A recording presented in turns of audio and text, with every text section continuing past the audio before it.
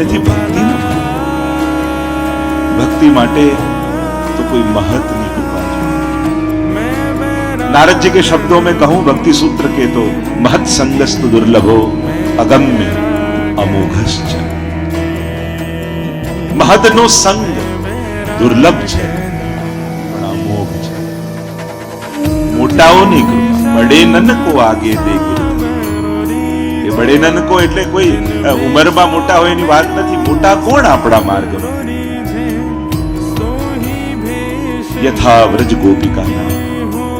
વ્રજ ભક્તો મોટા છે, ગોપીજનો મોટા છે. ભક્તિના માર્ગમાં તો જે ભાવમાં મોટો હોય એ મોટો.